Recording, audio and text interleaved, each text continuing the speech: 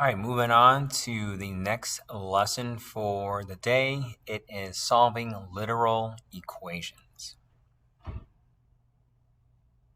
Okay, so what makes literal equations different from the ones we've solved earlier? In that these equations have more than one variable in them.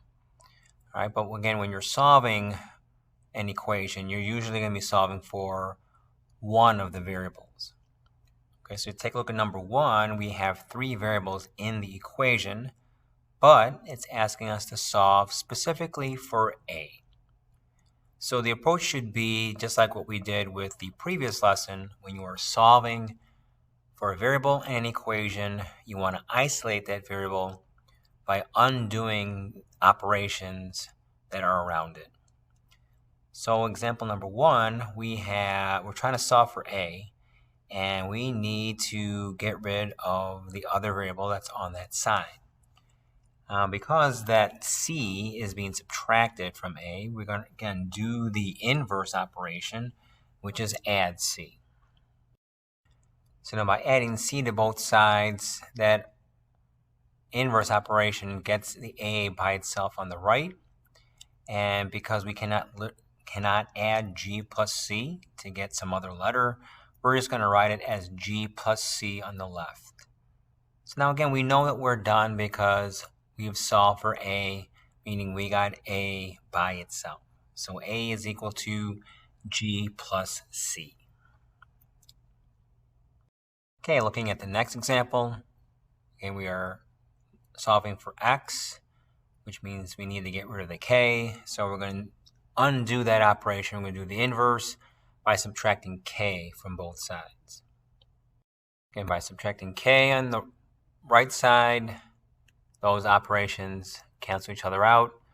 So we're left with just X, and on the left side of the equal sign, we have U minus K. So again, we've solved for X because X is now isolated. So X is equal to U minus K. Skipping over to number 4 for a moment. Okay, we're trying to solve for A. So K is being multiplied to A. So to isolate the variable A, we need to do the inverse operation of multiplication, which is division. We are going to divide both sides by K. Again, by dividing both sides by K, those operations cancel each other out, leaving us with just A on the right and U divided by K on the left. So we've solved for A. A is equal to U divided by K. Here we're solving for A, so we need to do the inverse operation of division, which is multiplication. So we're going to multiply both sides by K, canceling these operations out, isolating A, and on the other side we have K times U. All right, so A is equal to K times U. Now remember, right, when you're solving for a variable, no matter how many variables there are in the equation, you're going to pick one, or there's going to be one that's going to be picked for you that you're going to try to isolate. So again, you just need to undo the operations that are around it to isolate that variable. So like for example here, we want to solve for A. So there's two operations being done to A, and we need to undo those one by one. So we're going to subtract 2 from both sides first. Now we just got to be careful on the right side that we do not inadvertently combine terms that are not alike. Okay, so we have 8np minus 2 on the right side. I cannot subtract those, so I'm going to leave them as 8np minus 2. Okay, solving for A, we need to undo that operation of multiplying by 4. The inverse of multiplication is division. Okay, so we're going to divide both sides by 4. So that's going to leave us with just the A on the left. And then on the right side, we have this expression 8np minus 2, all divided by 4. So now we can kind of simplify that just a little bit. I'm going to go ahead and do that. I'm going to first split up that fraction into two separate fractions sharing that same denominator, and then I'm going to simplify the fractions. All right, so I reduce that first fraction, it reduces down to 2np, and we reduce that second fraction, that reduces down to 1/2. So a is equal to 2np minus 1/2. All right, so now we're going to take a look at example number 5. This is one that sometimes gives students some trouble. Here we're asked to solve for a variable which is in the denominator of a fraction. Okay, so some students would focus on trying to get rid of the 2 or trying to get rid of the y.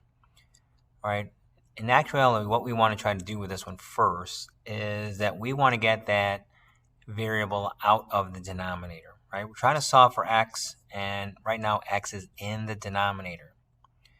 So one way we're going to get that out of the denominator is by multiplying both sides of the equation by what is ever in the denominator. In this case, xy.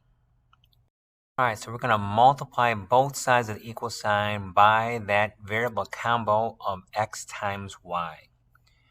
On the right side, because we are doing the inverse of dividing by x times y, by multiplying, those are going to cancel. And that's going to leave us with a left side of x times y times z, and the right side of the equation just the 2. Okay, so we've accomplished our initial goal here in that we got the variable that we're trying to solve for out of the denominator of a fraction. Okay, so now that's done. Now we can focus on solving for x. So since y and z are being multiplied to x, we are going to do the inverse, which is divide. And so we're going to divide both sides by yz, and that's going to leave us with x equals 2 divided by yz.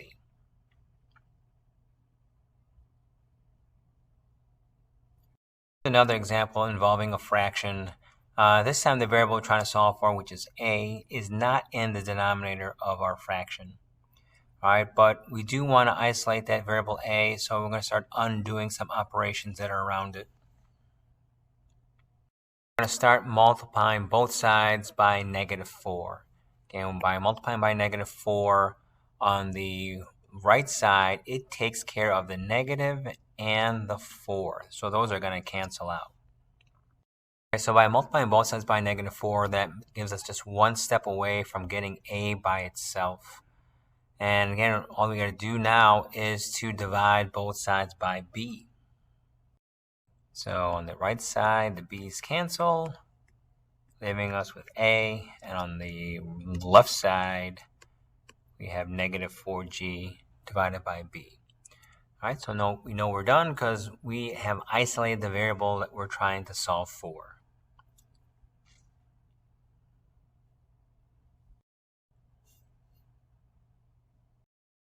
All right, so that's it for this particular lesson. Let's go ahead and move on to the next video lesson.